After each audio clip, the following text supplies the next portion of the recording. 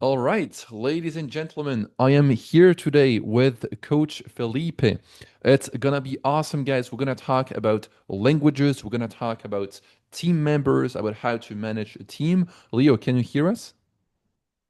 Yes, loud and clear. Awesome. Awesome. Perfect. Can you introduce yourself real quick for the audience? Who are you and what is your experience so far with Laboral? Laboral. Hello everyone. My name is Leonardo Felipe. I'm from Brazil. I've been a coach here for almost 2 years already. I became a coach in 2024, and since then, I've been working consistently every single day. It has been a very great and amazing experience. I became a head coach in October of last year, 2024. And I've been not only coaching the students, but also managing the coaching team to help the company. Love it. Amazing. Perfect presentation, man. Love it. um in this podcast, I wanted to talk about two things. I wanted to talk about the results that we deliver for our students, and especially the results you deliver to our students. And then the second thing I wanted to talk about is how about the head coach thing, right? Because you became a head coach in October. I think you became a head coach 4 months after you joined us because we saw your dedication. We saw that you were like crushing it. So we're gonna talk about those two things. First, let's talk about the students. So how do you make sure as a coach to deliver good results? Because I believe that students they joined any sort of program, we're talking about languages here, but in my opinion, it should be any sort of program. The only thing they care about is the result they're gonna get, right? They don't care about how many hours they're gonna spend. They don't care about the design of the program. The only thing they want is the results. So, can you just elaborate on this and let us know a bit more about this? How do you give them results? How do you make sure they stay on track? Yeah, go ahead. Yes, thank you for the question. This is a very important one. First of all, before even starting to fix a problem or issue or even trying to get results, we have to determine what is the issue. So that's why we have a very good system of even before the first call with the coach, we already ask the student, what are your difficulties? What are your goals? And we have a profile for that. Because in this way, the coach can already be prepared for, okay, this is X, Y, and Z things that I need to work on. Please help me. So the document is already something that helps us in this way. But we have to also confirm. When you confirm that those are the difficulties, and there may be even more difficulties to come, well, now that you know them, you can make sure that you can have a plan, a strategy that you and the student agree upon. And and that point, with that strategy, taking into consideration their goals and their challenges, then you can start executing the plan and you will get the results because you are following something that was planned, tailored made for the student. Not more, not less, what the student wants, and this will bring the results. The results will come anyway because you will do a good job, you will be dedicated, you will have conversations. Having conversations will help you improve your English naturally. Not only the conversation calls 4 times a day, and also the one-on-one coaching. Sticking to the plan, sticking to the goals, challenges, and difficulties, fixing them will bring the results, especially if you do this in a way that it's fun. Amazing. Love it. Yeah, cool. And how would you react, or what would you do if a student slacks off a little bit? What would you do? That's something that happens because we're human, so we do slack off a little bit here and there. Even us as coaches, we if we're not careful, we can slack off. The good thing is that the students have coaches, and the coaches can point and say, "Hey, I see that you're not doing what you're supposed to do. What is the reason why this is happening?" Because there might be, or even there may be a reason that it's causing that. Maybe they are depressed, stressed, having problems. Maybe they're slacking off not because of lack of dedication, but because they simply can't find the motivation to do it. They just can't put themselves there and do it. So we can have a good conversation, explore what's happening, listen to the student, and create a new plan to make sure that they can execute the missions and plans that we had. So we can either help them fix the problem, if it's beyond our power and ability to solve the problem because it's a personal problem, we can just help them overcome by switching the strategy and making sure that they can do it in a way that it's good for them and they're not slacking off anymore. Not by like reducing the standard, but by changing a little bit, adapting to the student. Because slacking off is something eventual that will happen. We just need to be sure that we are helping the student navigate the situation. Love it, man. Yeah, totally makes sense.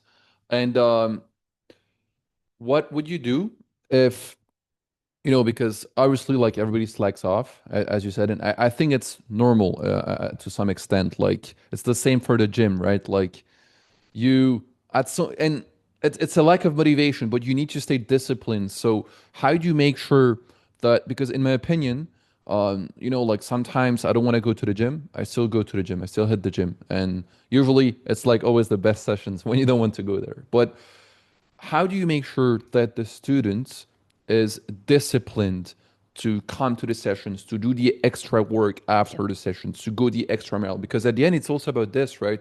Like, maybe you can let us know about this a bit more, but this is also something I noticed. When students um, do go the extra mile after. They don't really rely on the sessions, but they really try to become proactive. They ask more things. They ask you for, I wouldn't call it homework, but you get it. They ask for more things. And what do you think about those students? Did you see or did you notice more results with those students, or what did you see about this? So answering the first part of the question about discipline, how to help them be more disciplined. This is something that it takes some time to do that because you have to build discipline. It's not quick, rapid fire like motivation that gives you that and I'm doing it because there's dopamine and dopamine is influencing me on that. We don't want to go too technical, but our reward system in the brain can help us literally do or not do something. If you don't feel that it's rewarding, you're not going to do it. So it could happen that for some reason you're not feeling that today it's rewarding to study English. Well, as a coach, I have to help you see that as rewarding, to see the discipline as the reward, which means the process as the rewarding part. This is something that I was reading. It's a very interesting book. I don't know if you remember. It's Atomic Habits. Wonderful book. Yeah. I fully, I highly recommend you guys to read it. Atomic Habits. Um, it talks about how the process is important. Like cyclists in a competition, they have the same goal, which is to win. We have Tour de France. Everyone wants to win. What separates the winners and the losers is how they applied the plan, the strategy, because they all have the same exact plan and goal in mind. But someone lost, someone won. What separates them? Execution of the plan. And that takes discipline. The book even tells us how they were able to win that Tour de France, how they did it, improving 1% per day, per week, improving constantly. So what do we have to do with the students is show them that discipline is not something torturous or impossible to do or Mhm. boring. No, hey, you can be disciplined by just doing every single day a little bit of this, and then you build off of it more and more. So you can start with audio recording stuff. 5 minutes here, or oh, 5 minutes is too much. Okay, send me a 30 seconds audio. I will respond to it. You will respond again and again and again, and there's a conversation. The mission is, for example, research about your favorite food. We can give them missions that are connected to their own, um, not only preference, but also taste. You like this type of food? Research about it. Let's see how we can use this structure with the things you like so it's not torturous or it's not like work. It's not like school. It's like life. You want to do it. So I think we should present discipline as something positive and show how positive it can be and how you have to start slowly and build momentum as you go. We don't want to be like math teachers. Like you're studying mathematics at school. That was my experience. I didn't like it and I don't like it even now because the way it was presented was bad. It wasn't interesting. It was boring. And that stuck with me. And I still feel this even today.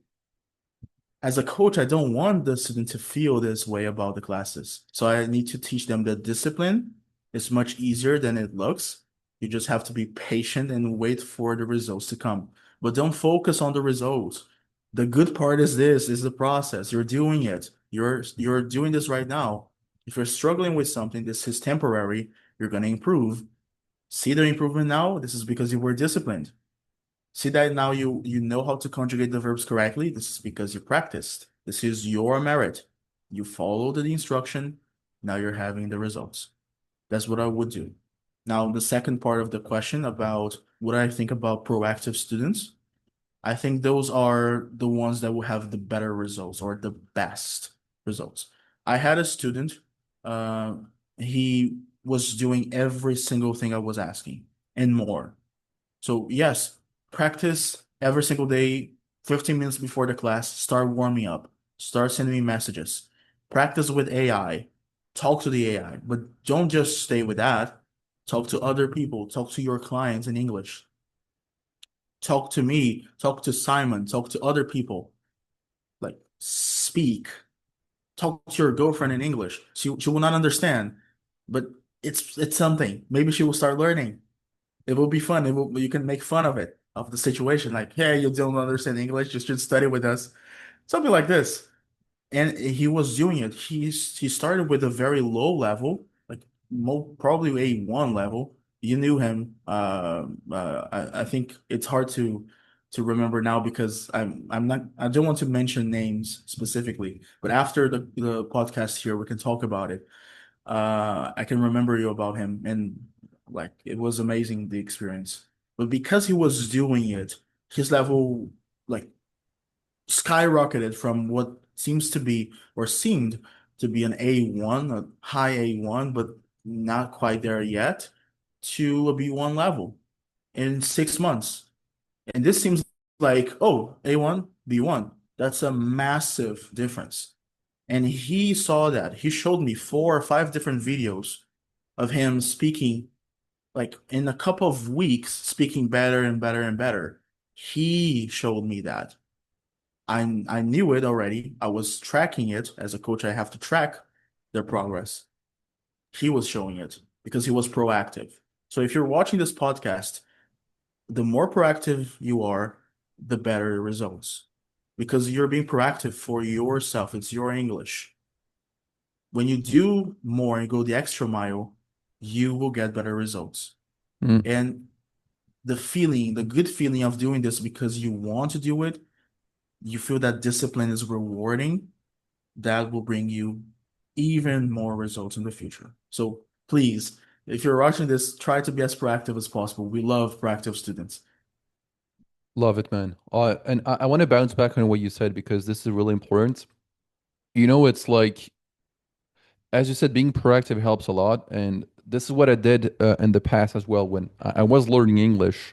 I remember my coach used to send me and tell me, like, hey, please send me voice messages every day. Please do this. Please do this. And I ask him, okay, but what else can I do? Can I do more? Can I? Because the thing is, it sounds stupid, but if you don't ask, you're not gonna get it, right? If you don't, if a student doesn't tell you, hey, can I do more of this? Well, you're not gonna give him, right? Because you maybe think that this is enough for him.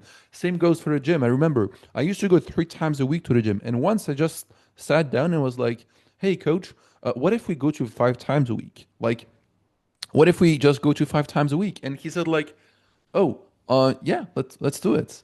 It's like if you don't ask, then you coach or might not know that you want more. right? So he's gonna stick with what he's used to do. And if you just ask, hey, can I do this? Can I do this? Or just proactively doing it. Like for example, if your coach asks you to let's take something very easy. He asks you to record a voice message that lasts 2 minutes, and you do a voice message that lasts 5 minutes. Boom, here you go, proactive. It sounds ridiculous saying it like this, but it helps a lot, right? It helps a lot. So be, yeah, as Leo, as Felipe said, sorry, be proactive, and it helps a lot, and you're gonna get better results. And on top of this, uh, coaches love it, right? We love proactive students. Like we love this. We love proactive students. It's like you see that the student really wants it, right? And you just want to give more and more and more and more and more, right? Because and don't be afraid to ask questions. Don't be afraid to ask more. I remember when I was in school, we had a how is it called? Philo- um, we had philosophy. Yeah, was it? Is it like this? Yeah, philosophy, yes. Philosophy. Yeah, in French it's the same word. Damn, I don't know why I was Yeah, confused. It's the same. Maybe even in Portuguese, right? It's the same. yeah, Filosofia. same. Yeah. Um, I remember I asked my teacher like, "Hey, do you have books about this or about this?" And he gave me other books that were not within the class, that we're not using within the class, and he just gave me those books. I mean, he didn't give me. I borrowed him like the books because obviously he didn't give them to me. But this is what you have to do. Like if you don't ask, you're never gonna get, right? So always ask. It's like shoot your shot, right? Like shoot the shot, ask the girl out. This is what you have to do, right? Yeah, Yeah. especially because your coach will always know much more than he or she is teaching you. Just like the philosophy teacher knew a bunch of other books. This person went to university to learn about it and studied for well over a decade and is teaching probably for 2 or more decades. This person is like knee deep in knowledge, or maybe even neck deep in knowledge here. All of it's here. It's just like philosophy knowledge that this person is basically swimming in it. So it's important to just like ask for it. Like ask for more. And we're gonna give you more. And the more you ask, better the result. And of course, we're almost repeating ourselves here, but this is because this is Mm, important, guys. We're like hammering on this point over and over again because although this is simple and maybe a little bit silly, it's important. Like proactivity will save you time, will also make you a better student and a better English speaker. And this will help you in other parts of life, not just here, as we mentioned before. love it, man. And can you talk a bit more about what you do, like in order to get them results? Like, what do you track? What do you do in the sessions that you have with the students? What do you do to make sure, like, yeah, that you track everything, that you analyze words, that you give them the right feedback, that you give them the right things to do, the right tools? What do you do there in order to help them doing this? The first point is back to what I said before of first figuring out what are the issues and problems and then starting to plan. After the welcome call and I have all the pieces of information that I need, I start to get to know the student more because I need to make sure that, okay, is that enough? Is that all this person needs, or is there more? Because I can use this more to enrich what I already have. After that, I have to make sure that I'm teaching something or that maybe the student is learning something because sometimes we recommend, hey, about verb conjugation, you can research about this. So research about this, watch videos about this, come to me and let's see if it's okay. Sometimes you have to teach that a little bit, trying to avoid as much of the grammatical part as possible, but teaching them something. Then you have to make sure that there's result because you're not just giving them the tools or explaining and then leaving them in the vacuum of space. You have to make sure that this is, well, something that you can assess and analyze. So you will need data. The feedback document is a way to get data from the student as you correct. So, for example, if I have a student that has difficulty saying it depends on, and the person say it depends off, and I noticed this mistake for 3 or 4 classes already, and I have an entire class just showing the person how to say it depends on and how to remember that, and I now start to track it depends on. Okay, it depends on. Oh, great. Now I'm gonna compliment the student because I see that the person is trying to apply what we learned, and this is already data that the person is applying it. So the person learned, not just memorized, learned. But learning takes reinforcement, further reinforcement. So I'm going to continue to track, although I said, hey, great, you improved that. I'm going to continue tracking that. And by the end of the first 3 months, or maybe even before, when I give this person a progress report, I'm going to have the data of exactly how many times this person correctly used it depends on, because I have it in my data points. I have it in my feedback. I have it here from this point here, you were making this mistake. Here, you're not making this anymore. So after we had the explanation, we had practices and you showed improvement and you're not making this mistake anymore. So I can clearly say with 100% of certainty that you improved that. If I want further assessment and analysis, I can have a test. Not a test like a exam of school exam, like a game where I'm testing if you're using it correctly. And then I have more data to support, even with percentage, how much this person how much, let's say, this person learned and was able to use. That's what I do generally. Teach something, practice, practice, practice, practice, conversation, conversation, conversation. Let's see how I can test it through feedback, noticing as I'm talking to the person, I see that this person improved the pronunciation as I asked the person to practice. This person is now improving. Instead of saying day, oh, Monday, Monday. Oh, this person say Monday correctly. Let me compliment. Because we're quick to correct, right? By the end, we're showing corrections. We have to show improvements. We have to compliment the person. Hey, you're doing great. See that? You're now using depends on correctly. You're using the conditionals correctly. This feedback serves as data, so I can exactly track how much the person is improving with numbers, with data, not just I think, I think the person is improving. No, I have the data about it, so I can like certainly say that yes, you're doing great, or yeah, you need a little bit more of improvement here, of reinforcement. And I can send missions to that. I can send missions to complement the deficits and make sure that we can compensate for those deficits and improve. Not necessarily having another class about it, just give them exercises and missions to complement and to supplement their deficit. Just like when you have to go to the gym, you have to take also protein shakes and stuff to reinforce and to supplement your protein intake. Those missions will be as such. If you're not getting it, if you're not learning it, no problem. Let's practice. And if there's something that is creating some kind of knot, it's like all tangled up. We untangle it in a class just by having a conversation, just by assessing what's happening. So just a summary, because I said a lot of things here. First, you have to see what is the issue or bottleneck.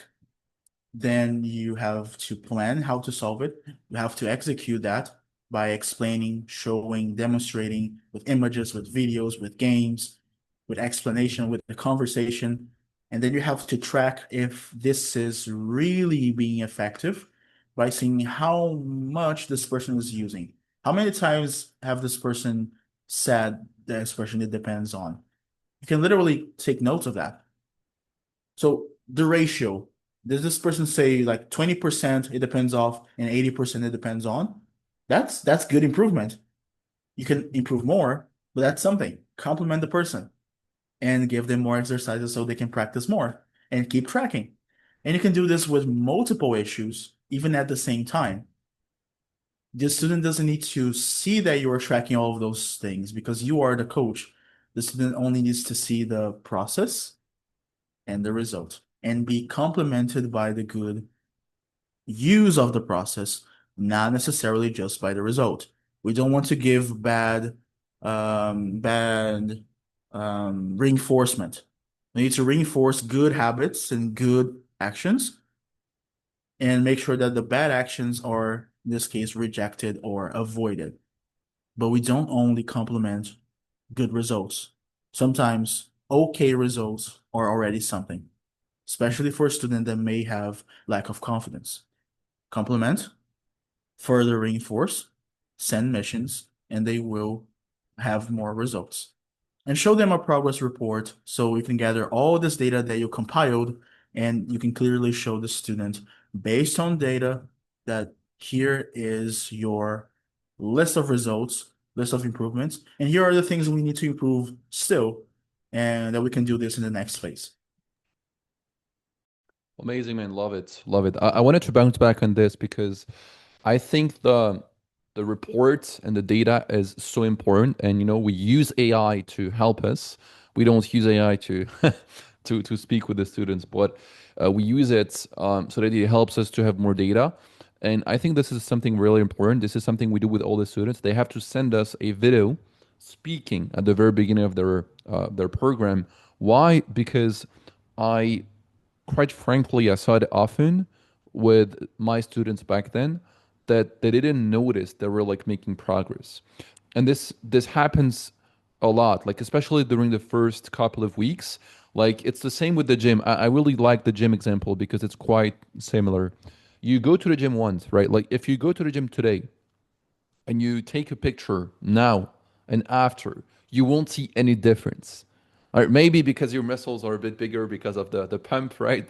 But you don't see any difference. Like let's say if you're 3 hours, 4 hours past workout, like after taking shower and all that stuff, you don't see any difference, right? But if you take one picture the first day, a second picture, second week, third week, fourth, fifth, sixth, seventh, eighth, ninth, 12 weeks, 15, whatever, you will see the difference. Like, this is what I do. I take pictures of I mean, I take pictures of my body all the time after workouts, and I can see the difference week in, week out, like literally. But within the days, I don't see any, like day after day, I don't see any difference. But when it comes to language learning, it's the same. This is why a lot of people, they don't see the progress. But when you show them and they see it by themselves, this is what's really important. Is because, of course, if you say it, they're gonna of it's always good, like they're like, oh, all right, cool, so my coach told me I'm making progress, very good. But if they can see it themselves and they can feel it, right, by data, like, hey, this is what you did, look at this, in the very beginning you spoke like this, now you speak like this, and this is the data, this is how many words you knew back then, this is how many words you know now, this is how many mistakes we corrected, this is how many things we did. And when they see this by themselves, it helps a lot, right? So this is just what I wanted to bounce back on. And I don't know if you want to add something because we have like 10, 15 minutes left for the podcast. So I want to Yeah, talk about yeah, go ahead. yeah, just a quick addition to Yeah. the point. That's why auto recorders are so important because you recorded, like in my case, when I first started learning, I was able to record like 5 seconds, 10 seconds of audio, and I was already forgetting words.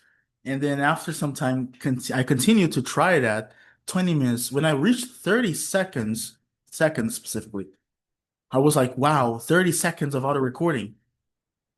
And then when I reached 1 minute, that was like another milestone because from 30 seconds to 1 minute, just 30 seconds. No, that was all my English at the time. All of it was packed in 1 minute. But then I continued to expand more and more, 5 minutes, 10 minutes.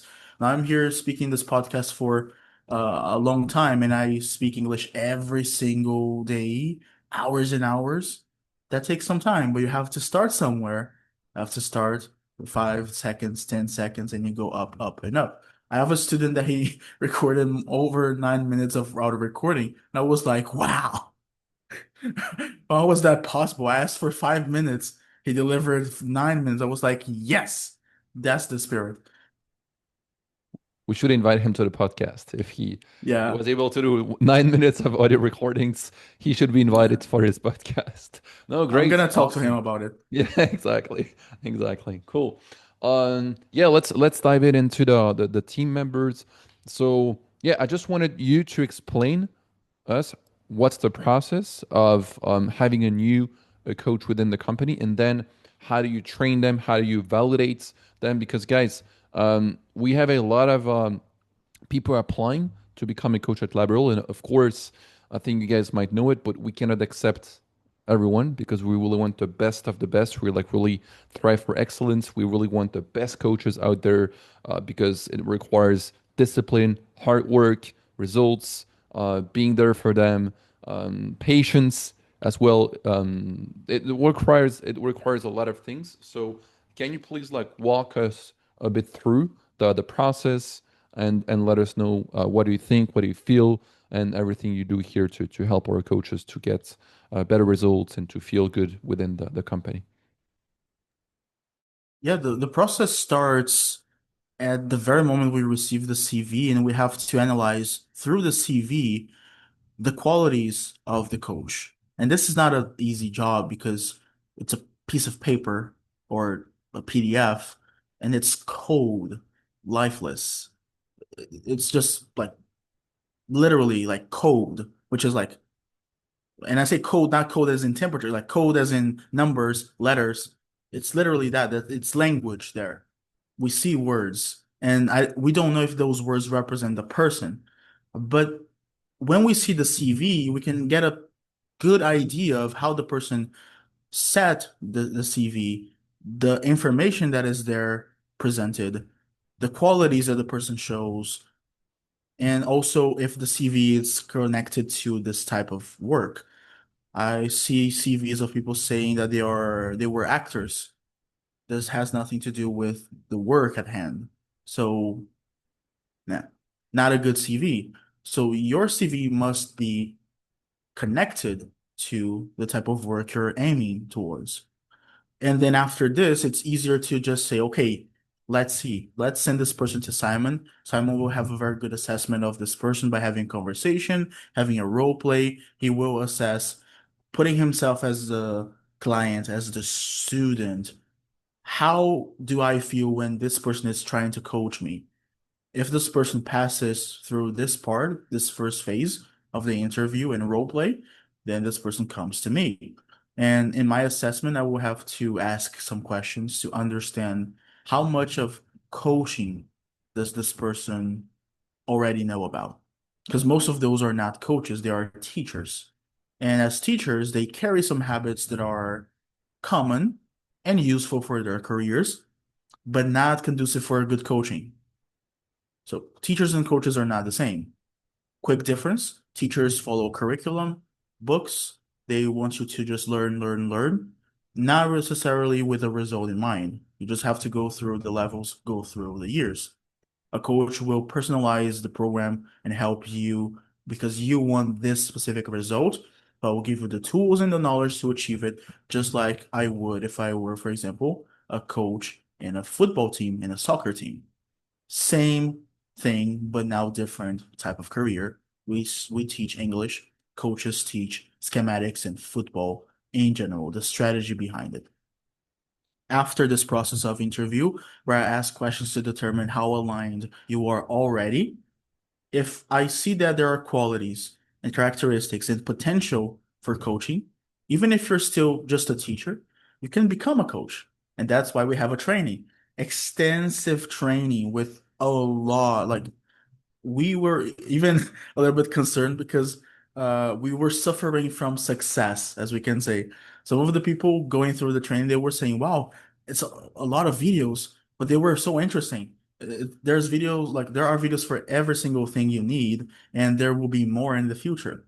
So after they go all through this training, understand the philosophy, methodology, how to do the coaching through videos, we have videos showing that. Then they go through role play sessions with me to fine tune and readjust some of the things that we need to make sure that we're not teaching, but we are coaching.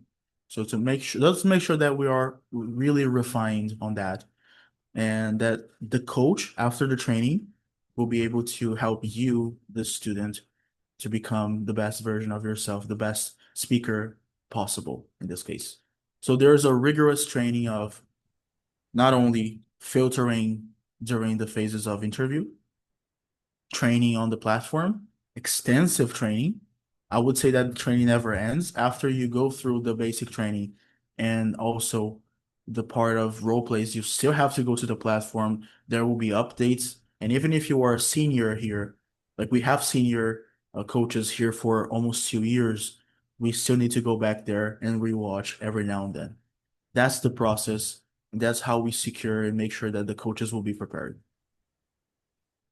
I love. I wanted to bounce back on what you said at the very end. At the very end, it's very interesting. It's like back to the basics, right? Um, you've been here for 2 years. Never take things for granted. You never know, right?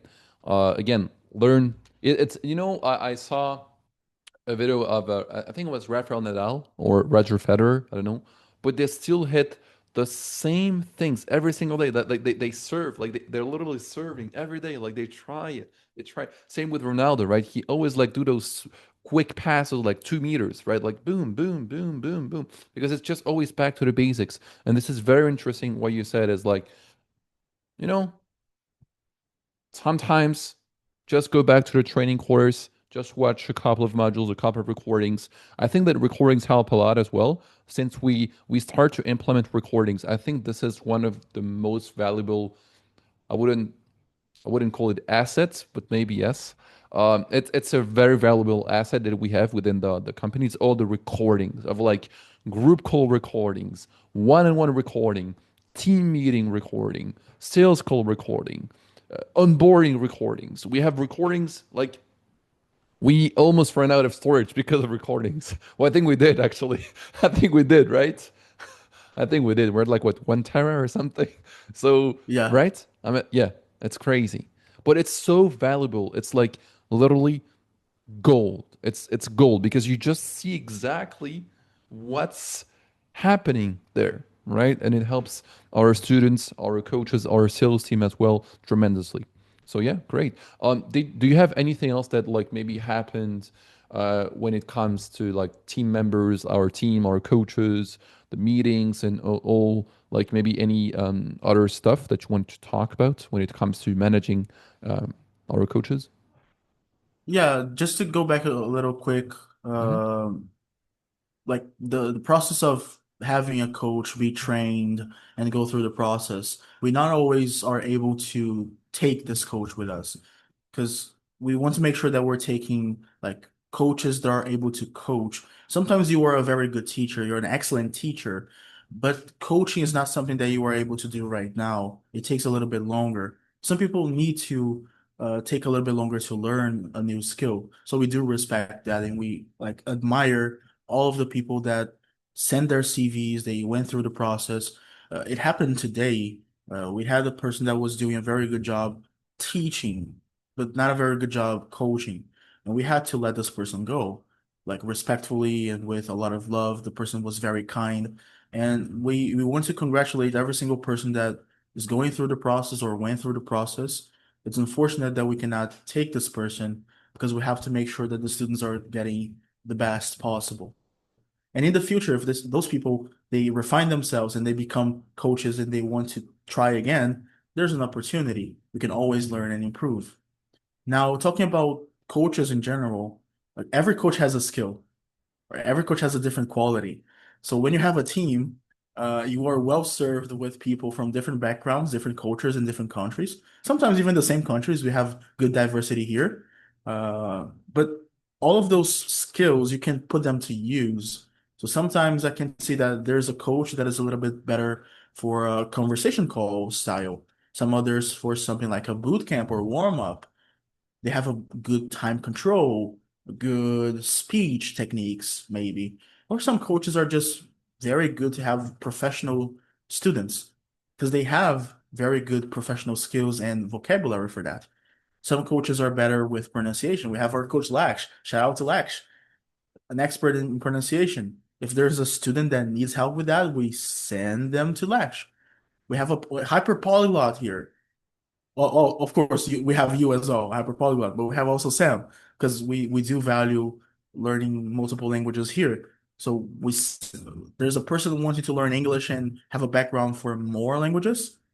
Sam, he will help the person become charismatic because he is charismatic. And then we have Irina that has a very good knowledge of grammar. And we have new coaches like Dennis that has some background with medical interpretation, helping people. Mireja that just entered as well. She's doing an amazing job. Gabriele as well. All of those coaches together. If I forgot about someone, please forgive me. But there are so many names, so many people with different qualities that we can use here and put it to great use that sometimes as a head coach it's even hard to like think straight and say, okay, which quality do I need to use right now? Because there are so many. We're so well served here. But then we have to take a step back and see, okay, this person will serve very well for this person for that. And we use the weekly meetings and also the monthly meetings to not only align the objectives and goals, but also to see how we can improve things. As simple as, for example, hey, let's talk about mental health. How are you dealing with stress? We literally had a meeting about this. So we, Josh, for example, just gave us a lot of stuff about how to self-regulate, breathing techniques and stuff. So we can always learn from each other and help each other with situations. And this is being in a team. You have people from different backgrounds, but with the same goal in mind. Amazing, man. You said everything. Great. Love it. Yeah, I think that's it. Unless you want to add something else. I think on my side, I'm pretty okay. Cool. So if you watched this video and you liked it, please leave us a comment. And if you are a coach or a teacher watching this video and you want to work with us, being managed by Coach Felipe, and just rocking with us, having calls with our students, making sure we get results. You can apply. There's a link down below in the description. You can apply to work with us. We will see if we can work together. And that's it. See you in the next one. Bye bye.